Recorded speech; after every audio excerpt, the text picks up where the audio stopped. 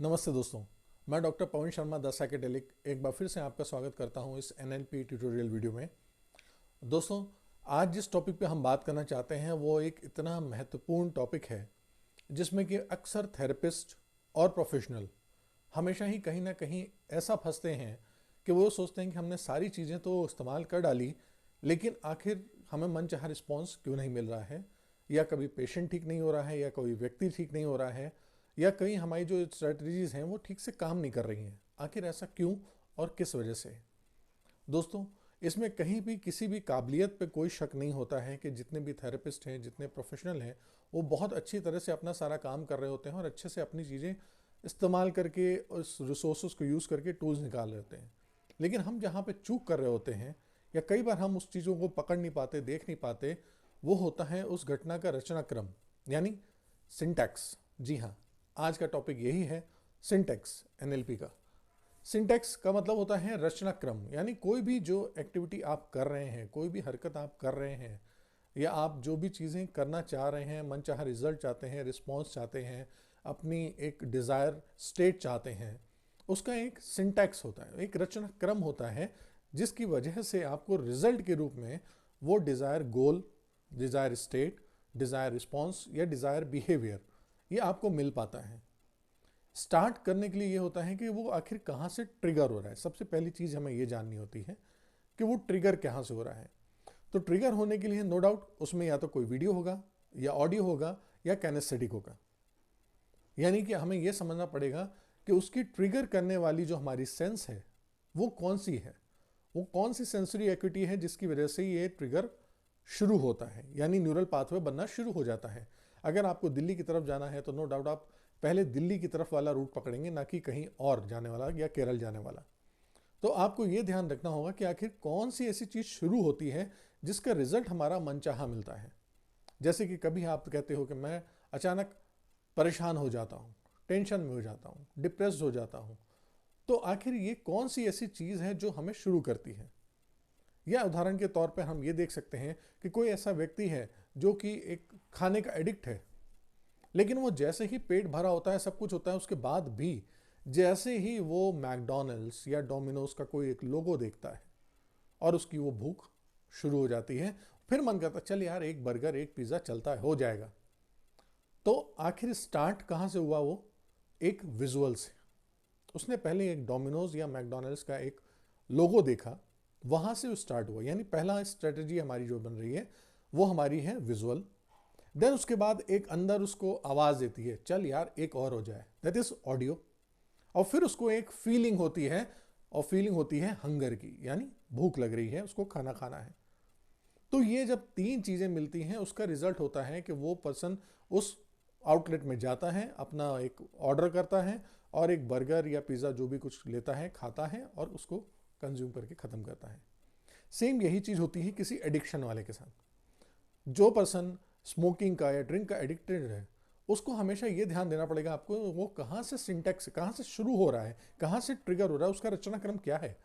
वो कहता है यार सबसे पहले ना मुझे बस जैसे ही टेंशन होती है, बस मैं अपने आप को बहुत बंधा सा महसूस करता हूँ एंड आई फील कि मुझे घुटन हो रही है, उसके चक्कर में मैं एक अपना हाथ जेब में डालता हूँ, सिगरेट निकालता हूँ और स्टार्ट कर देता हूँ स्मोक करना पीना। तो यहाँ पर हमारा सिंटेक्स कहाँ से शुरू हो रहा है? सबसे पहले उसको एक काइनेस्थेटिक फीलिंग हो रही है।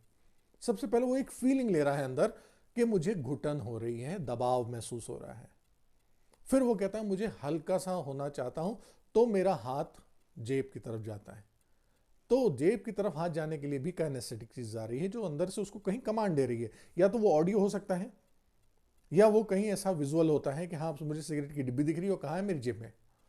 तब वो अपने जेब में हाथ डालता है और सिगरेट निकालता है एंड देन वो स्टार्ट करता है स्मोक करना। और जैसे ही वो स्मोक करता है और जैसे ही वो सेंस उसके पास फीलिंग होता है सिगरेट स्मोकिंग का या ड्रिंक का कि उसके अंदर इनहेल गया है, और वो उस वक्त स्ट्रेस से ज़्यादा रिलीफ महसूस होना शुरू कर देता है।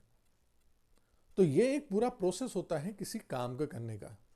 अगर हम ये सिंटेक्स, किसी भी प्रॉब्लम का, किसी भी इशू का सिंटेक्स निकाल लेते हैं तो हमें पता होता है that is visual, audio, kinesthetic, कौन सा पैरामीटर में आ रहा है, कौन से सीक्वेंस में है, इनका कितना डेप्थ है, कितनी बार आ रहे हैं, जब आप ये फाइंड आउट कर लेंगे तो यकीनन आपको ये स्ट्रेटेजी, ये सिंटैक्स को तोड़ने में आसानी होगी। और जब आप ये तोड़ देंगे तो डेफिनेटली जब आप स्ट्रक्चर तोड़ रहे हैं तो आपका मनचाहा रिजल्ट भी चेंज हो जाएगा। जो चीज अभी आपको एडिक्शन में लेके जा रही थी वो अब आपको एडिक्शन की तरफ ना ले आके हो सकता है मनचाहे गाने की तरफ ले जाए, हो सकता है वो आपको एडिक्शन से ना ले जाकर के वो आपको जिम की तरफ मोड़ दे, हो सकता है जो खाने की ओबेसिटी आपको दे रही थी वो अब आपको वर्किंग करने की तरफ दे रही, आप वर्कआउट करने लगोगे और आप एक्सरसाइज करना शुरू कर दोगे। तो सबसे पहले हमें यह जानना होता है कि हमारा वो सिंटेक्स क्या है। ये सिंटेक्स आपकी डे टू डे लाइफ में भी बहुत ज़रूरी है। जब हम दोनों बात करते हैं, कभी हम लोग किसी से बात करते हैं आपस में कि हमारा गोल, हमें ये गोल निर्धारित करना है, हमें ये लेना है, हमें उस गोल तक पहुंचना है, तो आप याद करिए गोल, आप जिस चीज़ की बात कर रहे हैं सबसे पहले आपको क्या दिख रहा है, क्या सुनाई दे रहा है, या आप क्या महसूस कर रहे हैं।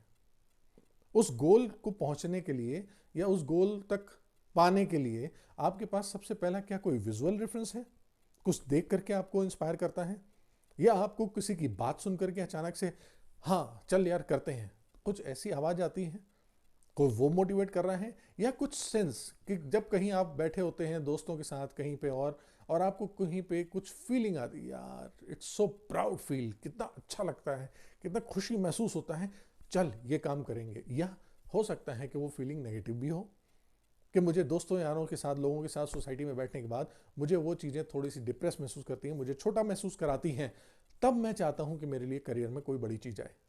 तो अगर ऐसी चीज़ें आपके पास आ रही हैं तो हमें सबसे पहले जानना होगा कि हमारा वो रचना क्रम यानी सिंटेक्स क्या है।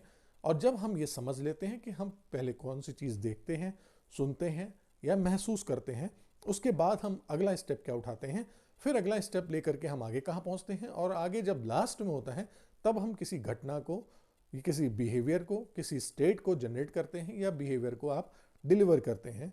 तब हमें यह पता चलेगा कि अगर हमें इस बिहेवियर को बदलना है, चेंज करना है, तो सबसे पहले हमें वो क्यू इमेज यानी वो ट्रिगर, वो हमें फाइंड आउट करना पड़ता है। देन उसके बाद का हमें पूरा सिंटेक्स, एक पूरा सीरीज, उस पूरी सीरीज पे काम करके हमें उनके रिफॉर्म को, ट्रांसफॉर्मेशन को बदलना होगा।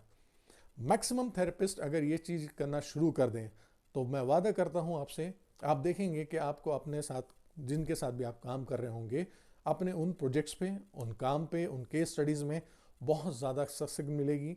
आप आसानी से उन चीज़ों को रिकवर कर पाएंगे और आगे बढ़ पाएंगे और दूसरों की मदद कर पाएंगे। मैं आगे ही ऐसे और कुछ NLP के बहुत अच्छे टूल्स लेकर के आपके पास वीडियो लेते आऊँगा।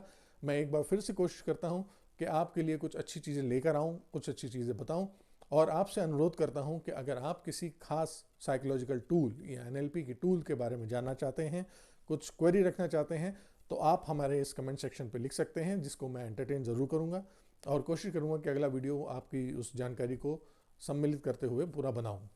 उम्मीद करता हूं आज का टॉपिक आपको अच्छा लगा होगा।